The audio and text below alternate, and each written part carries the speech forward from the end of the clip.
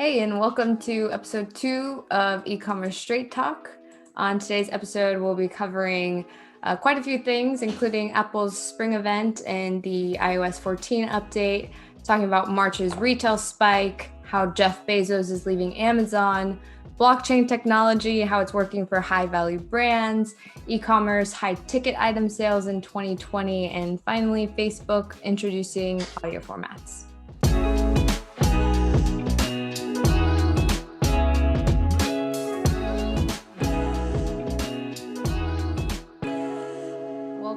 Episode 2. Let's dive right into it. And yeah, Sam, talk to me about what you thought of Apple's spring event yesterday. I know you watched it, and what do you think? Yeah, so I mean, overall, it was pretty cool. Nothing compared to like what it was 10 years ago, right? That's sort of like every year sort of trickles off. But I think, with the new Mac and everything coming out, it's going to be awesome. Overall, I mean, it's not like I was super wowed. That's just me. Obviously, if you have some Apple fans out there, they're going to be ecstatic about it. But the biggest thing to really come from this, and really what I was paying attention to and watching for, was the new AppTracking Transparency, or what everyone's referring to as the iOS 14 update that Apple basically launched back in September. Well, they have iOS 14.5. which they're officially launching. And we learned this yesterday on Monday. So next Monday, we're getting the official launch of iOS 14, which, a lot of brands and advertisers are going to be in trouble with, because it basically cuts the knees out of third-party tracking. At the end of the day, I actually am a huge fan of what Apple's doing here, as far as like transparency and privacy. But at the same time, I know that they're not doing it for that, right? Data is worth more than oil and gold, and now Apple's going to be the only owner of that data. So guess what? They're going to be selling it, even though they say they aren't. They're going to be the ones selling it instead of Facebook, instead of Google, right? Instead of Instagram. So that's going to be the only major change that I foresee, especially how we sort of set up work with our strategies and stuff. Will be all right, but it's not necessarily going to hit the big advertisers as hard, the Macy's of the world, the Kroger's, the Amazon, right? But it is going to hit the little guy, because now they're not going to have the same amount of information and the same amount of targeting as they've been used to. So if you're thinking of starting a new business, especially one that relies heavily on digital, which every business nowadays does, it is going to be a major issue there. For sure. What would you recommend to these small business owners who are just getting started, or maybe just one of the smaller players? Yeah, well, first you got to look at your number. You need to know your numbers. You got to have good margins. You got to have steady cash flow, right? And decent amount of capital, because even when you launch, like let's say if you want to start marketing campaigns, it's not like what it used to, where you could run a couple $100 a day on Facebook and get good results back in 2016. It's 2021. So you need to be omni-channel. So you have to have the capital to spend in order to be on Facebook, Instagram, TikTok, Snapchat, Google, run email marketing campaigns. It's not super expensive, but it does take, a lot to build out those ecosystems. No, for sure. Yeah, it'll be an uphill battle, but not impossible. No, overall, it's going to be good for everyone. And especially if you're like, at the forefront of this and really getting beyond it, because a lot of competitors won't get past this. That's very true. Very true. Okay, cool. So on that note, I guess let's talk about the spikes in retail that we saw in March and those businesses that are doing amazing right now. Talk to us about that. Yeah. So I think you cut out a little bit there, but so what you're talking about, there's like a 9.8% increase in retail sales overall in March. It doesn't seem like a lot. It is. It's quite a bit. And I think a lot of it's due to not only the stimulus, right? So people have money to spend, but also the vaccine and the trust that that everyone's gonna be getting back out, at least, June, July. I mean, if we look at it across the board, and we've seen purchase patterns sort of follow this, is that like Delta has reported their airline is 90% booked compared to what it was back in 2019. But previously, about 60 to 70% of their revenue was from business travelers. This year, it's not. There's like no business traveling. So that means everyone's going on vacation somewhere. People are traveling everywhere. So likewise, like with the products that we sell, right? We're seeing people spending tons of money on bathing suits, on clothes. Everyone gained a couple of pounds over the past year, so you need a fresh new set of clothes. Same for their kids too. And so you're starting to see those retail sales pick up, especially in the apparel, which I think apparel jumped to about 18% last month in March. So that was pretty good too. Overall, about twice as good as it did last year at the same time. Granted, March is when we entered into the pandemic. So, yeah. And I've read that there's really no telling how high the ceiling is going to be for spending. We just know it's going to be extremely high. Would you agree with that sentiment that people are just going to go crazy and they've been saving up during this pandemic? So my mindset is that, especially when I study this in economics, I don't know necessarily that people have been saving, but they're going to spend money, right? Pre-pandemic, I think the average American was negative 11%. So basically they had 11% debt that they held versus savings. So, that's what we're used to. We obviously, a lot of folks did get some much needed stimulus money. I know some of it was held for savings, but I don't know the numbers, but I guarantee it's a very small percentage and it's going to get spent relatively soon. That's generally what happens with stimuluses, with come tax time, but that's the purpose of it too, right? It's meant to stimulate the economy. I will say when we're talking about retail, local stores and things like that, I think people are going to make it a purpose to go out and shop locally again. Everyone's been spending money on Amazon, right? And I know in general, most people feel bad about it, right? They don't want to have to go that route. It's just the ease of convenience is there. And that's what makes Amazon the perfect place to go. Another issue that like the smaller retail companies are having is just inventory issues with logistics being backed up and inventory issues just across the board for everybody, whether you're a car manufacturer or a shirt maker, right? It's just everything across the board. No, definitely. Hopefully we'll see an uptick in that soon. But cool. So switching gears, Jeff Bezos stepped down from Amazon as CEO, but he left shareholders a letter about them needing a better vision for employees. So what do you think this means for Amazon moving forward? It's going to be interesting. It's going to be interesting to see what Amazon does. Now, we can already start seeing the ramifications because we see that VPs and execs are already leaving, right? Did they stick around because of Bezos? That could be part of it.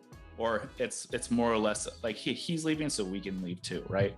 It's sort of that thing. So you're having this mass exodus. Not only that, the culture there is pretty tough from what I hear. Obviously, I've never worked there, but that's sort of the word, right? The report on the streets is that the culture there is a little flaky, especially if you work in the warehouses. I imagine in the corporate headquarters, it is the same. But also they're getting better pay elsewhere and things of that nature. So I think this is just a shifting change for Amazon. Now, if I'm Jeff Bezos, I'm getting out at the right time too, because when Amazon is about to face some antitrust issues, right? Amazon has more lobbyists than there are politicians in DC. So they definitely don't want to be held accountable for being a monopoly on multiple different fronts. But I think that's coming, and I think he saw the writing on the wall. Plus, I think he also wants to focus more on the what's their space company, the blue something space, whatever, sort of to combat against SpaceX. So those billionaires, they're always off competing with all their money. But anyways, wouldn't it be nice?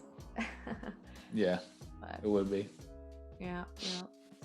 So let's see here. What else do we have on the list for today?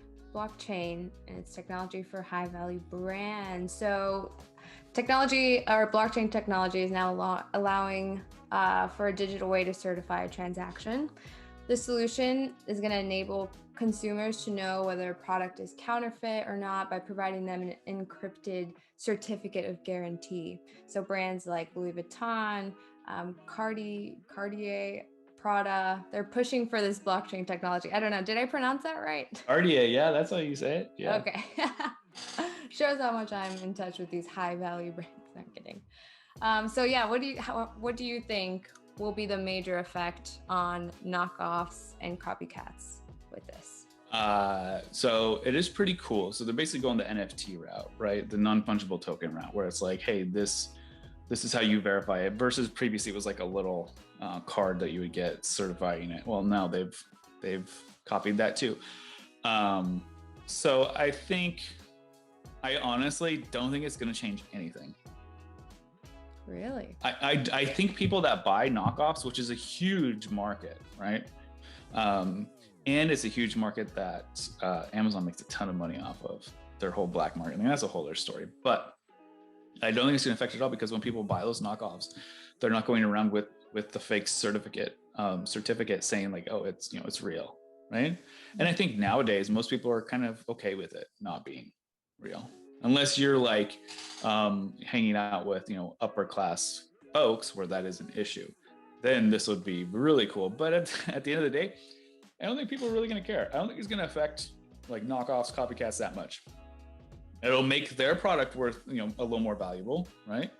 So don't be surprised to see a lot of this for sale on eBay, with the certificates basically saying that this is real.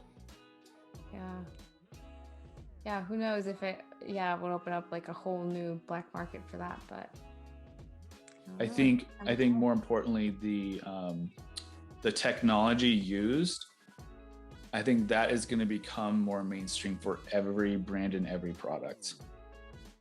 I wouldn't be surprised in 20 years if that is used for anything that you buy.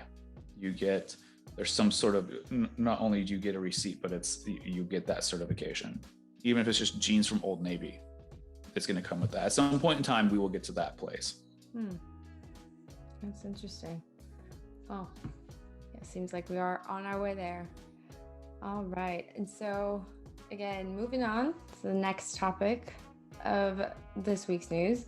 Jewelry shoppers and jewelry companies are both slow to catch on to the e-commerce jewelry game.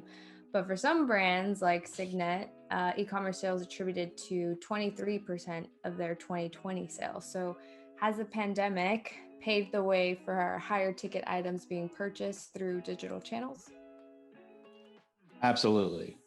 The pandemic has paved the way for high ticket items, even wholesale, more like headless e-commerce, right? And B2B, even B2B e-commerce. Like, it's crazy what the pandemic, basically, if you were to short up and be like, what has happened?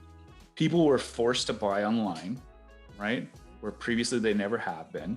So in the first 8 weeks of the pandemic, digital sales grew as much as the previous 8 years. So what this has done is has forced people to buy online, so that trust factor is there. That's the biggest problem that we've had in the past, especially selling products online, is that people just don't trust it. They don't know, hey, if I give my money to this company, are they even real? Or they can take it and then they're going to disappear overnight. I'm actually going to get what I want. I might have to send it back. Like, that's just a pain, right? So being forced into that trust has basically paved the way to now allow more high ticket items, especially, like jewelry. Now, granted, jewelry in general is sort of a different kind of game, where you have like K and all these other jewelry companies, which really haven't nailed down how to do e-commerce. I think that they will at some point in time, especially with how most of them are in malls and there's just not a lot of traffic in those areas anymore. So I feel like that's sort of the next big wave for jewelry, is to figure out online, because you have a lot of smaller guys going D2C, direct to consumer, through digital channels, and they're having success, just like Signet did. and 23% of their revenue. That's crazy. That's nuts. So I think not only jewelry, but we're talking, you're gonna be selling, like they're already doing, right? Selling cars online. You're gonna be, just everything is gonna be online at some point in time. And 2020 definitely did that for us. Oh yeah, it definitely catapulted us in there. Like the grocery pickup, I think that's going to be a part of our everyday life from now on. Can't imagine life without it. Absolutely, yeah. The was it really called B posts, buy, or Bo posts, buy online, pick up in store, buy Bopus. I don't know. Trying to find a cool acronym. Oh, I thought it already existed. I was like, I've not heard. No, it probably does. I'm just totally butchering it. Oh goodness. All right, so the last topic of the day, bring it back to Facebook and how they announced that they're moving into audio format. So new features are going to include rooms for hosting live audio discussions, which sounds a lot familiar to something we already know. Clubhouse will have, but Facebook will also include a feed of short audio clips that's similar to Instagram's Reels, and tools for podcasters. So Mark Zuckerberg, he told tech journalist Casey Newton, at a high level picture here, we think audio is also going to be a first-class medium. Now, Sam, do you think Facebook will have success with this new format? So if you would have asked me a month or two ago, because I love Clubhouse, I'm a huge fan, especially of like the comedy channels on there, and like Leigh Lamar and all them. Like I just listen to them; it's great. And then sometimes they'll hop in the business ones. It can be hit or miss, to be honest. A lot of people promoting is just like nonstop promotions, and you're like, whoa, chill out, right? But that's every new social media outlet's always like that.